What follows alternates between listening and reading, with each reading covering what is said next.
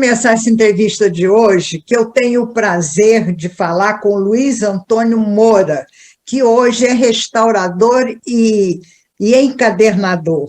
Eu tive uma satisfação muito grande de saber dessa profissão atual dele, porque é uma coisa que está em desuso. Hoje é raríssimo uma pessoa que se preocupe em fazer esse tipo de atividade.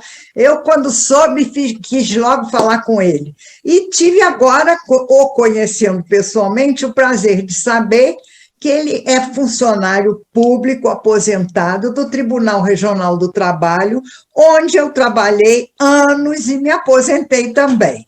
Então, quer dizer, nós somos colegas de vida, né, sem nos termos encontrado lá no tribunal. Então, Luiz Antônio, é um prazer muito grande falar com você por esses dois motivos. Então, muito obrigada por esse tempo. Eu gostaria de saber algumas coisas de você, como, por exemplo, você agora mora aqui em Petrópolis? Você se transferiu para cá depois de aposentado? Não, eu nunca saí de Petrópolis. Eu nunca abandonei. Você sempre morou aqui? Sempre, eu sou nascido, criado e vivido aqui, nunca saí daqui. Eu trabalhava no Rio, trabalhei 27 anos lá no TRT e descia e subia todos os dias, de acordo com os períodos, né? Tá. Houve época que eu descia todo dia, houve época que eu... Enfim, mas sempre trabalhando lá e residindo aqui. E depois de aposentado, você então se dedicou a essa atividade, como é que foi isso? Isso foi o seguinte, eu sempre lidei com livros, porque fui para o tribunal e fiz, a minha graduação é Direito, eu fiz pós-graduação em Direito lá no Rio, aliás, eu fiz 2 pós-graduações, uma no Direito do Trabalho, a outra em Administração Pública na FGV, em Botafogo, e depois eu voltei, comecei a fazer teologia no Instituto Franciscano aqui em Petrópolis. Que legal! A minha vida sempre foi com o livro embaixo do braço, sempre lendo, sempre escrevendo, sempre fazendo alguma coisa, e eu sempre tive um amor muito grande pelos livros, principalmente livros antigos. E eu conheci uma senhora aqui em Petrópolis que fazia para mim algumas encadernações. Quando eu tinha alguma coisa para encadernar, eu levava para ela, e quando ela me devolvia aquilo, eu ficava encantado com o trabalho, porque é um trabalho muito bonito. Maravilhoso. E eu estava em vias de me aposentar e conversei com ela, pedi a ela se ela me ensinaria a fazer. Até me comprometia a não ser concorrente dela. Mas ela disse, não tem problema não, pode concorrer à vontade, ensino sim e tal. E me ensinou e eu comecei a trabalhar. Só que o que acontece? Ela me ensinou a trabalhar com um tipo de material e depois eu desenvolvi o trabalho com outro tipo de material também. Por exemplo, ela não trabalhava com o couro sintético, é o curvim. E eu passei a trabalhar com o curvim também. Então, eu faço restauração de livros com capa dura, faço revestimento com o curvim, e eu comecei, para mim, se tornou um hobby apaixonante, sabe? Eu mesmo fico admirado com o trabalho que eu produzo. Depois que está pronto, eu falo, gente, não é possível que eu consiga fazer. E você faz pirogravura também nas capas e tudo? Faço na medida do possível, porque você tem que ter as peças, né? Eu vou adquirindo as peças e vou gravando. Fica um trabalho muito bacana, muito bonito. Eu já encadernei restaurei mais de 250 livros este ano. Este ano, durante a pandemia? Sim, durante a pandemia. E eu fiz uma encadernação de uns gibis, um cliente ligou para mim e perguntou se eu encadernava os gibis para ele. Eu falei, encaderno, eu nunca tinha feito isso. Ele tinha mais de 60 gibis e ele queria encadernar. E eu encadernei para ele. Fui encadernando, fizemos alguns volumes, e aí um dia, depois que eu entreguei, ele falou comigo, você chegou a tirar foto? Eu falei, olha, eu tirei algumas. Eu vou te mandar umas aqui que eu tirei. Aí mandou. Mas ele tirou de uma posição tão bacana que quando eu vi, eu falei, gente, eu estou admirado com o meu trabalho. Você mesmo ficou surpreso com a qualidade do que você fez? Fiquei surpreso porque fica muito bonito, sabe? Você pega um livro desmontando com as folhas pretas, a capa rasgada, ou então cheia de fita cola, que é a saída que as pessoas têm de imediato, né? E aí eu tiro aquilo tudo ali, refaço aquilo tudo, eu coloco um produto para matar ácaros e cupins, um combinado que uma japonesa me ensinou a fazer, e aquilo fica lindo. E aí eu me apaixonei pelo trabalho. Montei uma oficinazinha aqui na minha casa, um barracão que eu tenho aqui, arrumei direitinho, comprei as máquinas necessárias E trabalho, às vezes me pego trabalhando até domingo, 6 horas da tarde. Que coisa boa, quer dizer, além de ser uma atividade lucrativa, é um passatempo gostoso. Excelente, excelente. Não é isso? Excelente. E você restaura também outro tipo de objetos de arte ou só livro? Que você Não, faz? só livro. Só livro. Só. Restaura só livro. Eu faço a restauração dos livros e faço encadernações também, né? Sei. Eu fiz uma encadernação de umas revistas antigas para um cliente. Eram revistas alemãs, eram alguns volumes, depois eram umas revistas, me parece que Arautos do Evangelho, que ele tinha algumas revistas lá que ele ia encadernar. E aí ele falou comigo, pode fazer da cor que você quiser. Aí eu sugeri a ele uma cor, ele falou, não, faz o seguinte, faz bordô, eu gosto muito do bordô. Aí eu comprei o couro bordô e fiz. Eu nunca tinha trabalhado com o couro bordô. Olha, mas ficou lindo. E ele ficou apaixonado pelo trabalho, e eu agora estou encadernando 25 volumes de revistas para um cliente de Juiz de Fora, porque ele viu o meu trabalho e falou, olha, eu quero encadernar. Ele é médico. E aí eu estou fazendo são volumes com 8 revistas, dá mais ou menos uns 3,5 centímetros de lombada. E aí faço a gravação direitinho e fica fantástico, excelente. Luiz, e você cobra quanto, mais ou menos, para fazer uma encadernação de um livro? É pelo tamanho, é pelo trabalho que você tem, pelo tempo que você gasta? Como é que você estima? Olha, Ana, fica em torno, fica entre 90 e 120 reais. Um livro. Isso é. E você dando o material? Não, a pessoa dá o material ou você dá o material? Não, eu dou material. O que é que eu faço? Normalmente acontece isso. Eu tenho um cliente que acabou de sair da minha casa 1 hora atrás, mais ou menos. Esse cliente, esse sim, vem de Santo Antônio de Pádua, e aí ele vem aqui no meu portão. Mas, em regra, eu vou até a casa dos clientes pegar, vou até a casa do cliente devolver, pago estacionamento, então isso encarece muito, entendeu? Com certeza. Mas o cliente tem o conforto na casa dele, ele me entrega e ele recebe lá. Que beleza, isso é uma coisa fantástica, meu Deus, eu nem sabia que existia isso aqui em Petrópolis, você sabe Mas disso? não tem mesmo, não. Eu fiquei sabendo que não tem ninguém que faça mesmo. É muito raro a gente achar um encadernador, ainda mais um restaurador, é muito caro e muito raro, né? Então, quer dizer, você está prestando um serviço assim de uma qualidade, de uma utilidade extraordinária, né? E nessa época da pandemia, você percebeu que as pessoas se aproximaram mais dos livros ou não? Porque eu estou com medo desse negócio de internet, né? Que a gente agora é tudo online, e eu estou com pena dos livros, porque eu estou achando que as pessoas estão deixando de gostar tanto dos livros como deveriam, não é isso? Olha, o que eu percebi foi o seguinte, as pessoas tinha uma carência muito grande de restauradores aqui em Petrópolis. Né? As pessoas com quem eu lido, todas elas falaram sempre a mesma coisa. Eu estou procurando há muito tempo alguém para restaurar e não consigo. Então, o que eu percebi? Eu percebi que as pessoas têm livros de estimação, têm livros que elas têm apego a eles, e na medida em que sabem que tem alguém que faz o trabalho, elas procuram imediatamente a pessoa. Foi isso que eu percebi. Porque o que acontece? Há poucos dias eu até perdi um cliente lá de secretário, por conta disso, porque ele mandou a foto do livro para mim e eu dei o preço para ele. E aí falei com ele, eu acho que foi 90 reais que eu dei o preço para ele. Ele falou, olha, pode ser que você encontre esse livro na internet para comprar. Pode ser. Aí ele falou, vou ver. Eu falei. Aí o meu filho falou com ele, poxa, o senhor deu o caminho das pedras para ele. E aí, menino, o que eu fiz? Eu fui procurar na internet e achei o livro dele por 6 reais. Falei, ele não vai me pagar 90 para restaurar. Né? Não, com certeza, ele nem me deu retorno, ele deve ter comprado. Mas o que acontece? Existem muitos livros que as pessoas têm aquilo com estima. São livros que ganharam de presente da mãe, são livros que a pessoa tem o autógrafo do autor, livros antigos, são livros que a pessoa usa para estudo, que ela fez várias anotações nele, então ela não quer perder esse livro de jeito nenhum, esse livro, o valor para ela não importa.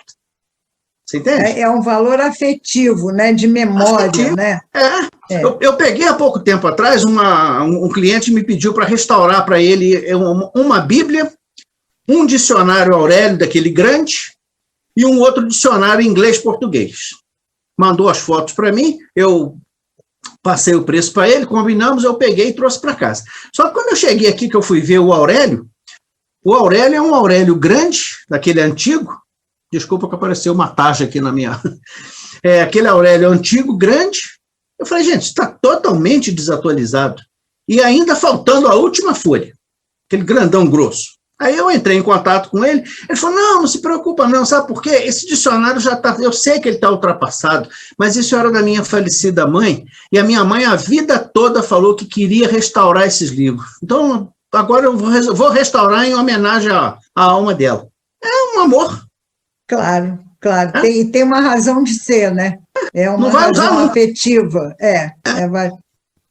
É isso mesmo. Luiz, deixa aí um telefone seu para que alguma pessoa que queira esse tipo de trabalho saber onde te encontrar. Porque eu acho que é importante eu fazer esse serviço de utilidade pública, porque o que você está fazendo, na minha opinião, é um serviço de utilidade pública, restaurando os livros dos outros, entendeu? Então, eu quero que você deixe esse teu telefone aí, para que as pessoas que precisem possam, através do programa, entrar em contato com você. Deixo sim. O número mais fácil de me encontrar é pelo celular, DDD 24. Isso, é. É 99964-8803. 99964-8803. E eu mandei confeccionar alguns marcadores de livros, no estilo deste aqui. Isso aqui são marcadores de livro. E aqui tem os meus dados também, e esses marcadores eles podem ser encontrados, por exemplo, na papelaria Semadri. Eu deixo lá e as pessoas pegam lá. Que coisa boa! Então, isso é um bom indício, né, para quem precisar ir lá e pegar para entrar em contato com você. Né?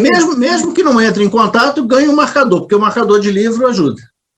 Ajuda e é muito útil, não é isso? Sem dúvida. Sem dúvida. Luiz, olha, muito obrigada por esse tempo que você conversou conosco, que você deu essas indicações todas, e, sinceramente, eu fiquei duplamente agora, assim, satisfeita de te conhecer como meu colega de trabalho e como restaurador e encadernador aqui de Petrópolis, tá bom? Muito obrigada mesmo, desejo que você tenha muito sucesso. Você está fazendo essa profissão há quanto tempo já? Desde que me aposentei, vai fazer 2 anos. 2 anos que você... Quer dizer, você começou a fazer isso quando a pandemia pegou fogo, não é isso? Um mês e pouco antes de começar a pandemia, eu comecei a fazer isso. E aí resolvi não parar mais, porque, na verdade, o que aconteceu? Eu me apaixonei pelo trabalho. E quando a gente gosta do que faz, a coisa... Faz com prazer, faz com prazer. Eu nunca pensei que eu ia me aposentar e ia arrumar alguma atividade imediatamente. Eu falei, eu vou descansar uns 10 anos, pelo menos. Mas não deu. Graças a Deus, não deu. Mas você está com muita vitalidade, não precisa descansar, não. Acho que trabalhar faz bem, né? É muito bom, certeza. Não é isso? Com certeza. Luiz, muito obrigada, tá um prazer muito grande. Use e abuse do programa sempre que você precisar, tá bom? Tá bom, muito obrigado, o prazer foi todo meu e foi uma pena que nós não tenhamos trabalhado diretamente juntos, mas fica aí a nossa... mas a vida tem dessas coisas, né? Nunca é tarde para a gente se encontrar, não é isso? Com certeza. Muito prazer e muito obrigada. Eu estou fazendo esse vídeo para mostrar para você o trabalho de encadernação de revistas. Isso aqui é uma coleção de revistas de história viva, da editora Dueto, e eu resolvi encadernar porque o cliente gostou da ideia e me pediu para fazer esse trabalho para ele. Aqui é um dos volumes que vão ser encadernados e, por enquanto, as revistas estão soltas, os fascículos estão soltos. Essa primeira fase envolve essa costura, conforme eu disse. Isso aqui já foi costurado. Já foi passada uma primeira camada de cola. Já não abre mais, tá vendo? Tá seguro. E a partir daqui nós vamos então fazer uma folha de guarda, aparar essas arestas aqui, porque tem várias arestas, né? A gente vai aparar essas arestas direitinho e vai fazer os volumes. Aqui, por exemplo, tem 5 volumes prontos. Por quê? Porque essa coleção está dividida em 12 volumes. 12 volumes da revista comum, né? Um volume da História Viva especial e 5 volumes da História Viva grandes temas. Então, esse aqui é o volume número 1, tá vendo? História Viva, grandes temas, volume 1. E aqui é um detalhezinho que a gente bota. A lombada gravada também do mesmo jeito. E a capa dura. Isso aqui é uma capa feita de couro, bordô. Não é? Vou chegar perto aqui para você ver. Olha, fica muito bonita. E a capa introdutória a qual eu me referi. Olha aqui. Você tem aqui essa capa introdutória. Tá? Aqui nós temos uma folha de papel manteiga. E aqui então começa o conteúdo das revistas.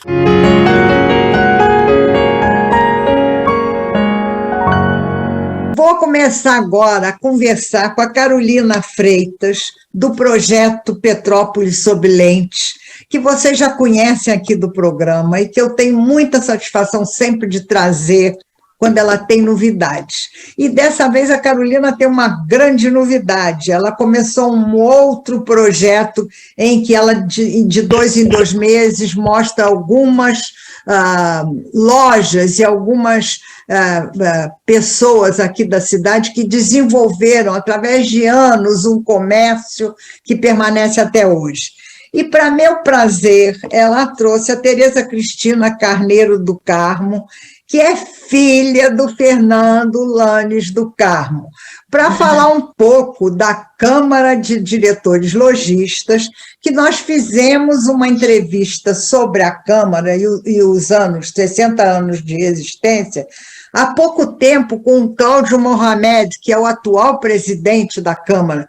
E elas vão nos contar também uma outra versão. Naquele dia, eu queria ter entrevistado a Cristina, e não entrevistei, mas eu falei do episódio que o Fernando sempre contava, que no dia da inauguração ele teve que sair correndo de lá. Eu estava lá com o Paulo e eu achei aquilo, eu guardei na minha memória aquela história. Ele foi correndo para a maternidade, porque a mulher dele estava tendo neném, e agora eu sei que é a irmã da Tereza Cristina. Então, eu quero que elas contem tudo isso para vocês pessoalmente, mesmo que seja online aqui, né? Então, Carolina, muito obrigada, é um prazer ter você de novo. Tereza Cristina, é um prazer ter você aqui para falar dessa história da Câmara de Diretores Lojistas, que era Clube de Diretores Lojistas naquela época, e depois você falar um pouquinho também da Super Esportes, que você é proprietária, não é? Então, olha, Carolina, a palavra está com você e com a Tereza agora para vocês nos contarem tudo isso. Oi, Ana. É sempre uma satisfação muito grande estar aqui no programa e dessa vez para dividir com vocês uma alegria que foi a minha parceria com a CDL na produção de um curta-metragem sobre os 60 anos da entidade. E aí foi muito interessante porque na hora da gente selecionar os personagens, o Abraão, superintendente da CDL, de maneira imediata já me recomendou a Cristina e falou que ela tinha uma história muito íntima com a entidade pelo fato do pai dela ter sido um dos fundadores. E Cristina tem muitas histórias para contar, então fico muito feliz em estar dividindo esse espaço aqui com ela. E, Cristina, olha, antes de você começar a contar isso tudo para nós, eu quero agradecer aqui de pronto, já agradeci num outro programa, mas vou reafirmar a delicadeza do Cláudio Mohamed, que depois me mandou uma caneca linda do CDL, que eu guardei aqui, ó. Ela está aqui, ó. Está aqui na minha mesa até agora, ó. Cheia de canetas, porque eu achei linda, e agradeço mais uma vez a delicadeza do Cláudio.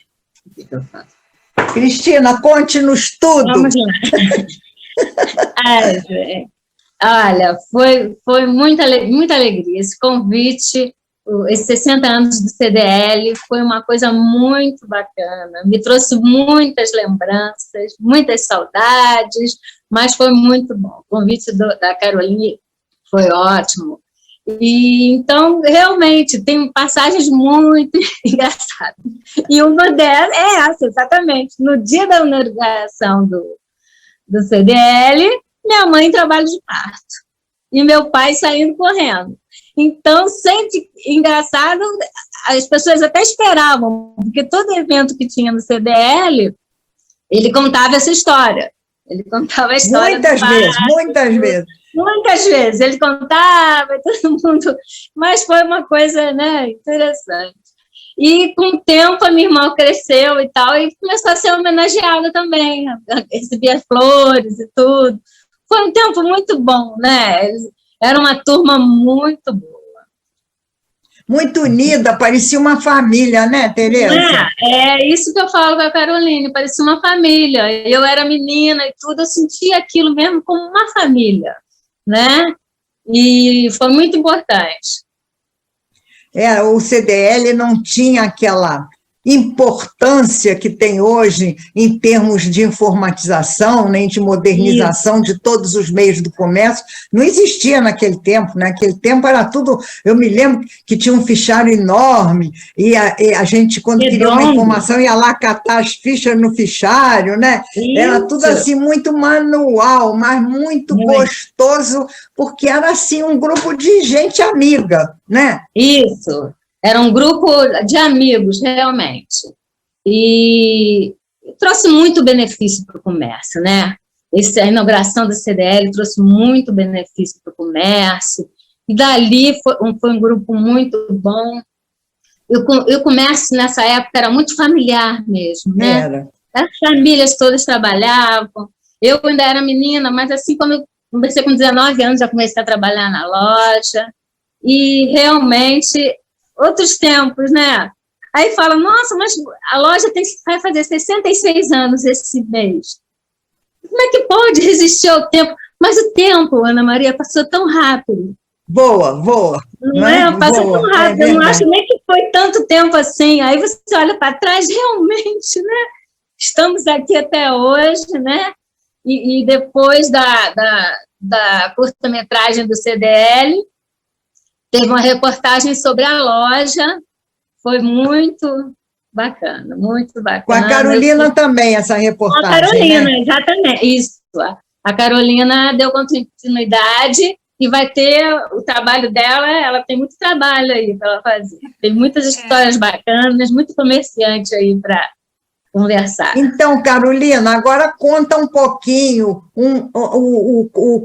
não sei se eu posso chamar de comercial ou, sei lá, um documentário sobre a Super Esporte que você fez com a Tereza Cristina. Conta um pouquinho como é que foi isso, que eu sei que você fez com 3 lojas, né? Com a Super Esporte, com a Carlinhos Plástico e com a Casa Carlos, é isso? A Casa Carlos ainda vai sair, mas a ideia... Isso, a ideia das reportagens são 2 reportagens por mês, então, de maneira quinzenal, a gente produz esse material. Quem estreou a série foi a Cristina, com a Super Esporte, e a repercussão não poderia ter sido melhor. Foram mais de 1.500 acessos no site, publiquei em vários grupos, e as pessoas ficaram muito comovidas em ver que a loja resistiu ao tempo e que permanece em família. Porque esse é um diferencial muito grande no comércio petropolitano ainda, né? Apesar dele ter mudado muito, é uma característica que permanece viva.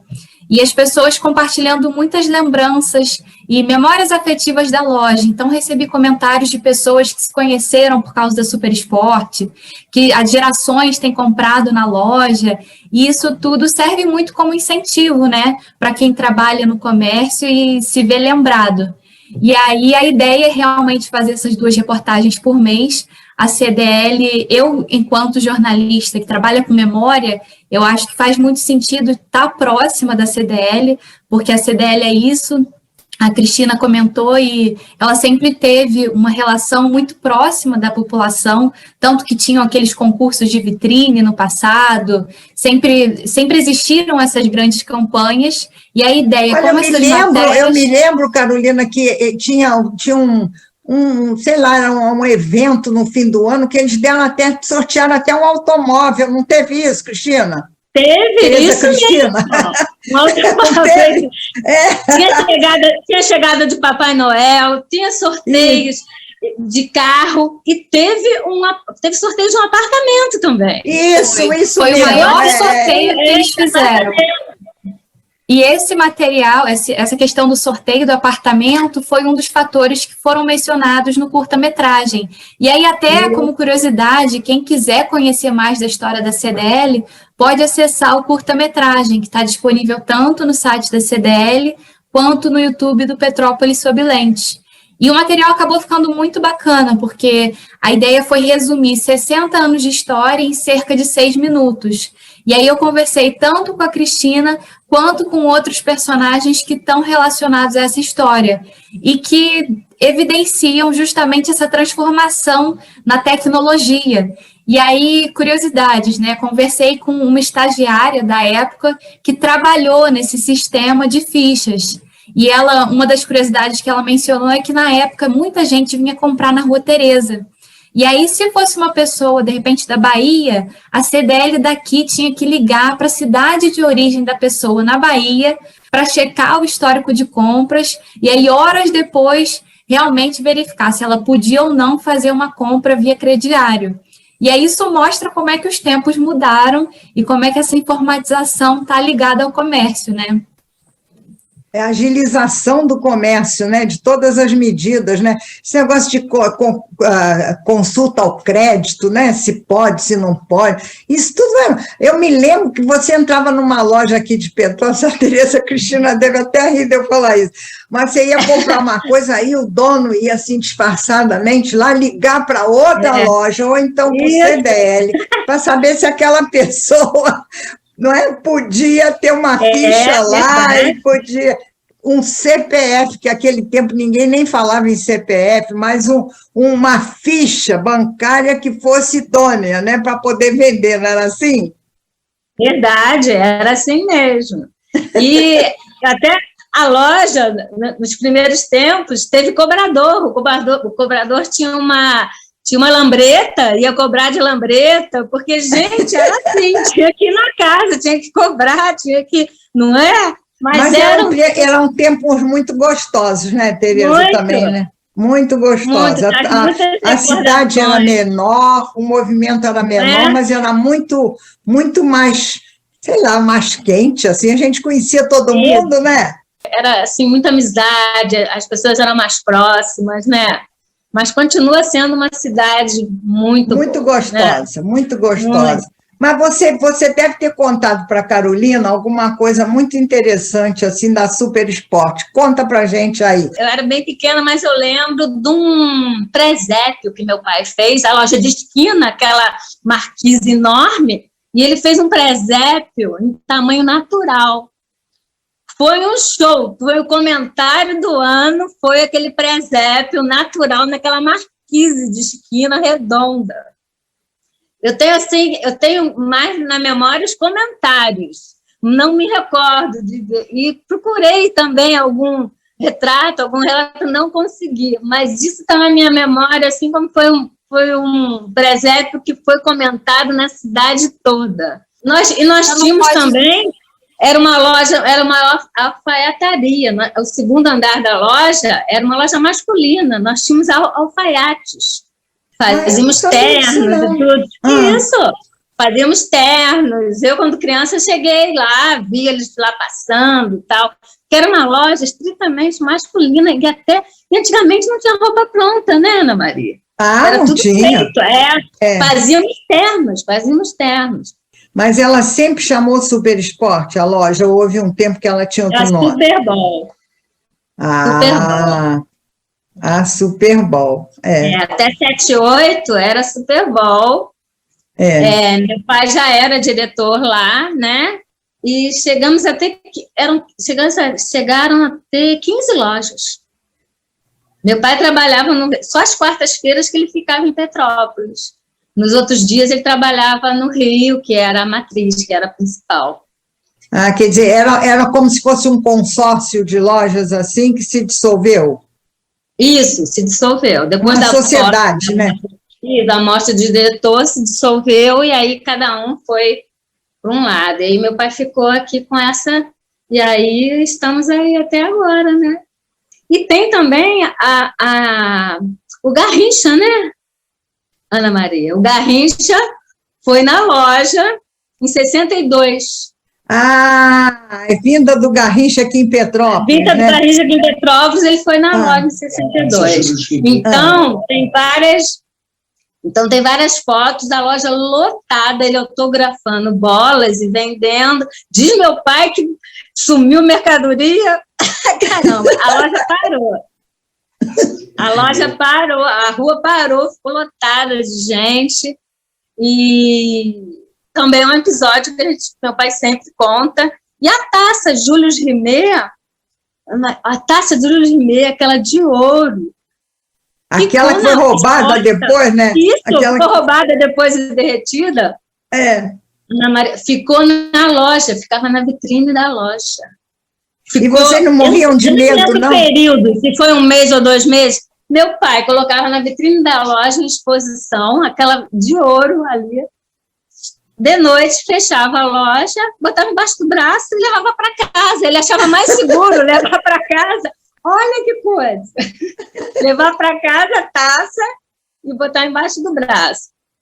Depois o Brasil ficou definitivamente com essa taça, né? Porque ele ganhou mais de 3 vezes e aconteceu o que aconteceu. Ela foi roubada, provavelmente já está derretida. Né? Quer dizer que aqui em Petrópolis ela estava inteiramente preservada, né? Com toda a segurança. Teu pai botando ela debaixo do braço, era toda vez seguro para burro. Botava na vitrine, de noite botava embaixo do braço e levava para casa. São histórias, né? Boa, Carolina, que coisa boa essas histórias. Você conta isso tudo no documentário? Na época, a Cristina me falou que a loja ajudou a aproximar o pai dela. Porque antes, como ele trabalhava no Rio, né, Cristina? Acabava que ele chegava em casa, a Cristina já estava dormindo. Saía de casa, a Cristina estava dormindo. E aí, quando ela começou a trabalhar na loja, eles criaram um vínculo ainda mais forte. E eu achei isso muito bonito na época, porque eles faziam tudo juntos. E você tem boas recordações dele como patrão, como teu patrão, assim? Muito. Tenho muitas recordações. E muitos representantes e tudo falam, Cristina, você tem um jeito do teu pai, até de escrever, sabe, de fazer. Mas, Cristina, você tem mesmo. Você sabe que você lembra muito ele? Lembro. Muita gente fala, você tem o jeitinho dele, o jeito de você até escrever, de atender, não é? Aprendi tudo com ele, Ana Maria. Não era assim, eu fiz economia, eu não tinha pretensão de ficar na loja, mas aí já viu, o bichinho mordeu, você criou amor pela coisa, né? E aí, estou até hoje na loja e tenho muito orgulho, tenho muito amor, foi ótimo. A gente tem que tirar o chapéu para a Cristina, porque ela foi capaz de adaptar a loja aos tempos modernos e o que as pessoas buscam agora. Como ela falou, Super Esporte, né? Na época, Super Bowl começou como uma alfaiataria e como uma loja de artigos masculinos, e hoje ela é focada em artigos esportivos. Então, é um mundo lá dentro, é um universo à parte, e realmente buscando atender as necessidades do público de hoje. E eu acho que é isso que faz a loja continuar nativa depois de tanto tempo, porque realmente na época da entrevista, uma frase dela que marcou é que tudo está em transformação. O que é hoje pode ser que não seja amanhã.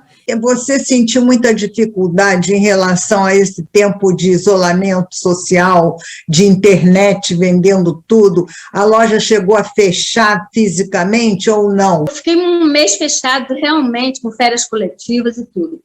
Ana Maria, continuo com meus 4 funcionários, não demiti nenhum. E a gente foi vendendo. Arranjei um motoboy para fazer entrega. E a gente trabalhava internamente, começamos a vender pelo WhatsApp, tudo. Então, tudo está se transformando, tudo vai se transformando. Como a Carolina eu falei com a Carolina, você vai se adaptando. O que é bom hoje não é bom amanhã, e você vai se reciclando, se adaptando. Então, foi uma fase difícil, mas graças a Deus está tudo sob controle. Eu espero agora, a gente trabalhando agora em horário normal, integral, está ótimo. E a gente vai na luta. Realmente, mas não foi assim. Eu esperava um baque maior. As pessoas... mas as pessoas malharam muito em casa. Eu trabalho com esse material todo esportivo. Então, comecei a entregar colchonete de yoga, halteres, e caneleiras, e não sei o quê. Porque muita gente, até hoje, tem gente que diz até que não vai mais voltar a malhar em academia, né? Que coisa boa, então, que você conseguiu se adaptar com facilidade. E você acha que isso foi uma constante, assim, no comércio aqui de Petrópolis, né? Porque eu estou achando que rapidamente está voltando tudo ao quase normal, né? O novo normal, né? Eu acho que alguns setores tiveram os baques maiores, mas eu acho que Petrópolis teve um baque menor. Eu vejo assim, notícias do Rio e de outras cidades, entendeu? Petrópolis até que está se recuperando bem.